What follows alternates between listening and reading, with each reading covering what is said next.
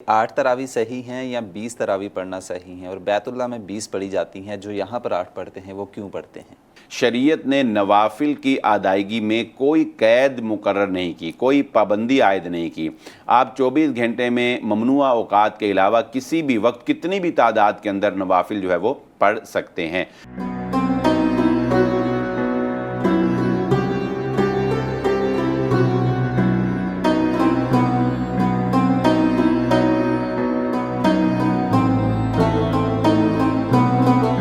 अस्सलामुअलैकुम। प्रोग्राम सितारा हरम की सवाल व जवाब की नशिस्त में मैं हूं आपका होस्ट मोहम्मद फरहान, और मेरे साथ मौजूद हैं मौलाना बिलाल अहमद साहिब खतीब जामिया मस्जिद दारुस्सलाम।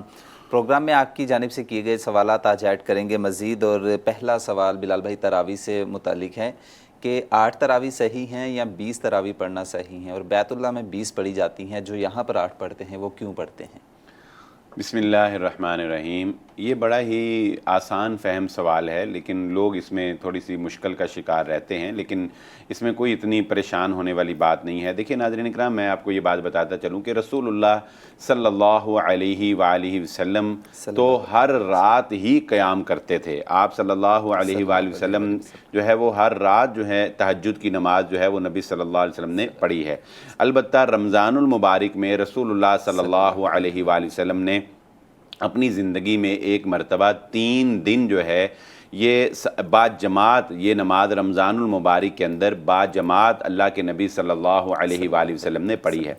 उसके बाद लोग मुंतज़िर रहे, लेकिन अल्लाह के नबी सल्लल्लाहु अलैहि वालिहि वसल्लम तशरीफ़ ना लाए, और तशरीफ़ ना लाने की ये वजह भी रसूलुल्लाह सल्लल्लाहु अलैहि वालिहि वसल्लम ने बयान फरमाई कि आप सल्लल्लाहु अलैहि वालिहि वसल्लम अपनी उम्मत के लिए सहूलत पैदा करने वाले थे, अपनी उम्मत के लिए नरमी करने वाले थे। तो आपने फरमाया कि मैंने इसलिए इसको जारी नहीं रखा कि कहीं तुम्हारे ऊपर ये फ़र्ज़ ना कर दी जाए और फिर तुम्हें फिर इंसान को जो है वो मुशक्क़त का सामना करना पड़े। तो रसूलुल्लाह सल्लल्लाहु अलैहि वालिहि वसल्लम ने रमज़ान हो या गैर रमज़ान हो, अल्लाह के नबी सल्लल्लाहु अलैहि वालिहि वसल्लम ने 11 रकात ही पढ़ी हैं अक्सर। नबी सल्लल्लाहु अलैहि वसल्लम ने ज़्यादा वितर भी पढ़े हैं। वितर आप 1, 3, 5, 7, 9 तक वितर जो है वो पढ़ सकते हैं। नबी सल्लल्लाहु अलैहि वसल्लम ने 9 वितर भी पढ़े हैं।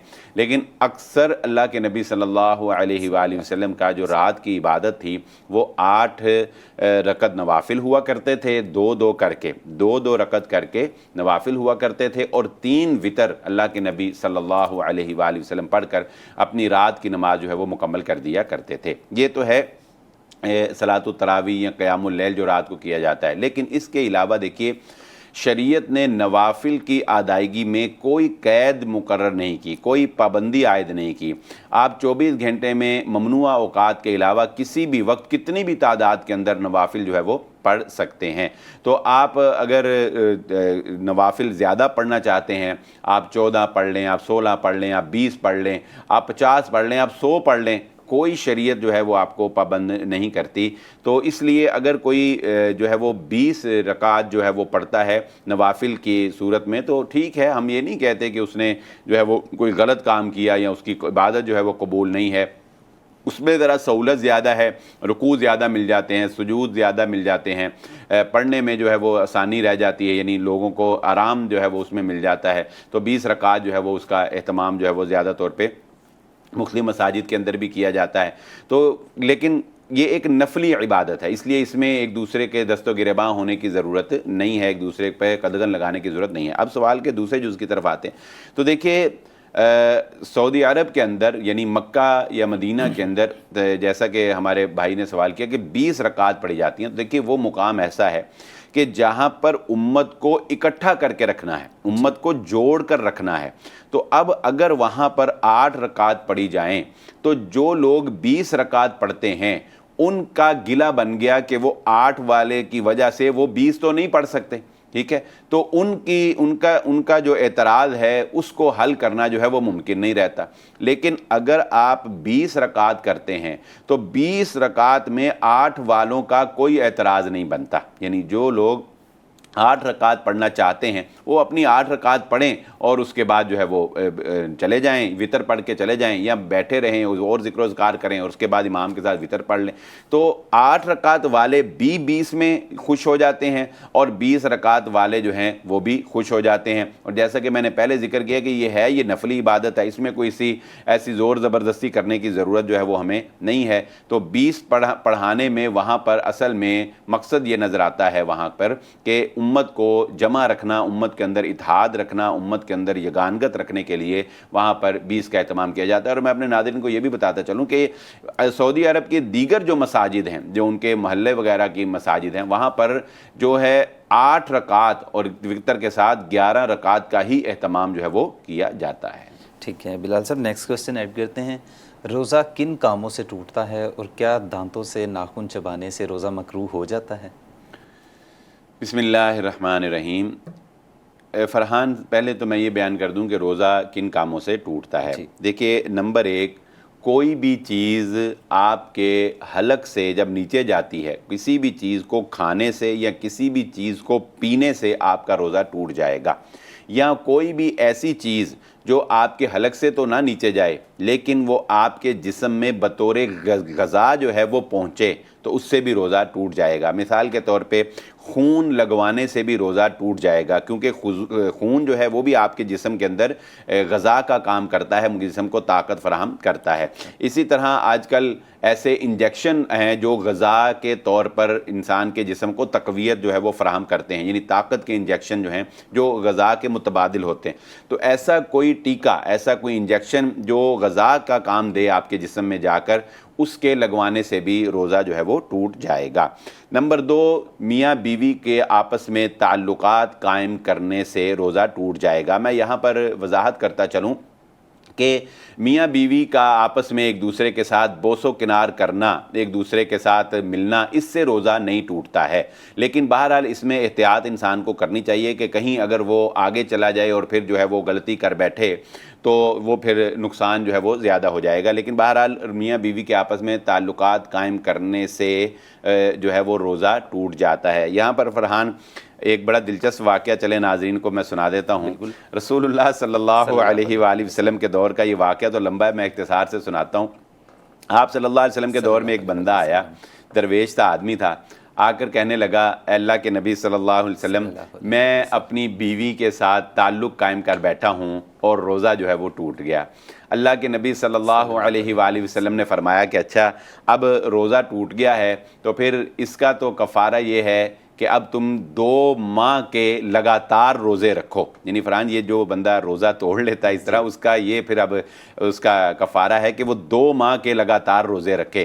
तो नबी सल्लल्लाहु अलैहि वसल्लम ने फरमाया कि 2 माह के लगातार रोज़े रखने पड़ेंगे। तो वो कहने लगा, अल्लाह के नबी सल्लल्लाहु अलैहि वसल्लम, ये एक रोज़ा मुझसे पूरा नहीं हुआ, 2 माह के रोज़े में, वो भी लगातार, वो मैं कैसे पूरे करूँगा। अल्लाह के नबी सल्लल्लाहु अलैहि वसल्लम भी मुस्कुरा दिए। तो फिर आप सल्लल्लाहु अलैहि वसल्लम ने फरमाया कि अच्छा भी फिर 60 मिस्कीनों को खाना खिलाना। तो अल्लाह के नबी सल्लल्लाहु अलैहि वसल्लम ने जब फरमाया कि ठीक है फिर 60 मिस्कीनों को खाना खिलाओ, तो वो कहने लगा कि अल्लाह के नबी सल्लल्लाहु अलैहि वसल्लम, मैं तो मिस्कीन आदमी हूँ, मैं तो 60 मिस्कीनों को खाना जो है वो भी नहीं खिला सकता। नबी सल्लल्लाहु अलैहि वसल्लम ने फरमाया अच्छा फिर बैठ जाओ। वो बैठ गया, एक ना खजूरों का टोकरा, एक हदिया लेकर नबी सल्लल्लाहु अलैहि वसल्लम को लोग देते थे। तो आपकी महफिल में एक बंदा आया, उसने हदिया पेश किया, खजूरों का टोकरा। तो नबी सल्लल्लाहु अलैहि वसल्लम ने पूछा भी कहाँ है वो रोज़ा तोड़ने वाला? बताया जी वो बैठा, उठा जी। आप सल्लल्लाहु अलैहि वसल्लम ने फरमाया कि ये लो, ये खजूरों का टोकरा ले जाओ और ये मदीने में 60 मिस्कीनों को तकसीम कर दो, तुम्हारे रोज़े का कफ़ारा हो जाएगा। तो वो कहने लगा कि अल्लाह के नबी सल्लल्लाहु अलैहि वसल्लम, मदीने में मुझसे बड़ा मिस्कीन और कौन हो सकता है, मिस्कीन भी मैं ही हूँ। अल्लाह के नबी सल्लल्लाहु अलैहि वसल्लम मुस्कुराए और आप सल्लल्लाहु अलैहि वसल्लम फरमाया, जा ये तू खुद ही खा ले, तेरा यही कफ़ारा हो जाएगा। तो ये एक बड़ा दिलचस्प वाक़या, लेकिन ये उसके साथ ख़ास था, ये हर एक के लिए नहीं है कि वो खुद ही खजूरें खा ले, नहीं, ऐसा नहीं। वो सिर्फ अल्लाह के नबी सल्लल्लाहु अलैहि वसल्लम ने एक मोहब्बत और चाहती तो ये उस आदमी के साथ खास था। तो मियाँ, दूसरी बात हम ये कर रहे थे कि मियाँ बीवी के आपस में ताल्लुकात कायम करने से रोज़ा जो है वो टूट जाता है। नंबर 3, इंसान अगर अज़ खुद जो है वो अपनी ख्वाहिश जो है वो पूरा करता है, अगर इंसान खुद जो है वो डिस्चार्ज करवाता है तो उससे भी रोज़ा जो है वो टूट जाता है। नंबर 4, अगर इंसान जानबूझकर क़ै करता है, अगर इंसान जानबूझकर क़ै करता है तो जानबूझकर क़ै करने से भी रोज़ा जो है वो टूट जाता है। اور اسی طرح نمبر 5 کہ خواتین جو ہیں اگر ان کو پیریڈز جو ہے روزے کی حالت میں شروع ہو جاتے ہیں تو پیریڈز جب بھی آئیں گے اسی وقت جو ہے وہ چاہے وہ افطار سے چند منٹ پہلے ہی آ جائیں وہ روزہ جو ہے وہ ٹوٹ جائے گا اور اس کے بعد اس روزے کی قضا جو ہے وہ انہوں نے بعد میں دینی ہوتی ہے۔ ٹھیک ہے۔ اور بلال صاحب دوسرا جو اس کا پارٹ تھا نیل بائٹنگ کی جن کو عادت جی ہوتی ہے، یہ فرحان یہ اسی میں آ جائے گی کہ دیکھیں یہ ناخن اگر آپ اس طرح اس کو ہر وقت کرتے رہتے ہیں تو یہ خدشہ ہے کہ یہ ناخن جو ہے اس کی کوئی میل یا اس کا کوئی ایک ہلکا سا ذرہ وہ آپ کے جو ہے وہ حلق سے نیچے چلا جائے گا، تو اگر وہ حلق سے نیچے چلا جائے گا تو آپ کا روزہ ٹوٹ جائے گا۔ تو ویسے آپ جو چیز آپ کے منہ تک رہتی ہے نا اس سے روزہ نہیں ٹوٹتا۔ مثلا آپ دیکھیں کہ آپ مسواک کرتے ہیں، ٹھیک ہے، اب مسواک کرتے ہیں تو اس کے ذرے وغیرہ بھی تو منہ میں رہتے ہیں نا، لیکن آپ کولی کرتے ہیں وہ نکل جاتے ہیں، روزہ نہیں ٹوٹتا۔ اسی طرح اگر آپ نمکین پانی جہاں کو ہو تو اس سے اگر آپ کولی کریں تو اس کا نمکین ٹیسٹ آپ کے نمک آپ کے فیس میں محسوس ہوتا ہے نا، کیونکہ ذائقہ تو زبان نے چکھنا تو لیکن اس سے روزہ نہیں ٹوٹتا۔ اسی طرح نیل جب تک آپ کے منہ میں رہے گا اس سے روزہ نہیں ٹوٹتا، لیکن بہرحال انسان کو یہ اوائڈ کرنا چاہیے۔ ویسے بھی اچھا نہیں لگتا کہ انسان نے ناخن جو ہے وہ، لیکن جن کو عادت ہوتی ہے وہ کافی مشکل ہوتا ہے، اسے اوائڈ کرنا چاہیے۔ جی۔ اور بلال صاحب آخری کوسچن ہم پروگرام میں ایڈ کرتے ہیں، فوت شدگان کے ذمہ اگر کوئی روزے ہوں تو اس کا حل کیا ہے؟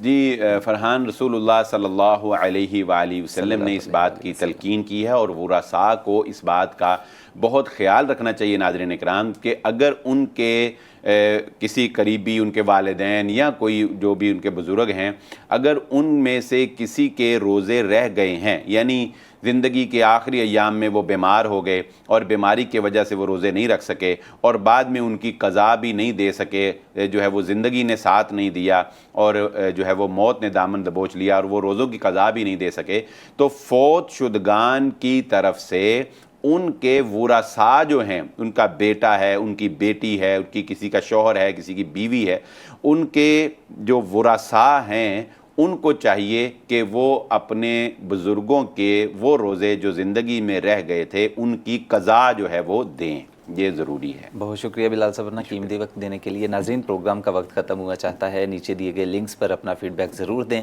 ابھی ہمیں اجازت دیجیے گا، اپنا بہت سا خیال رکھیے گا۔ اللہ نگہبان۔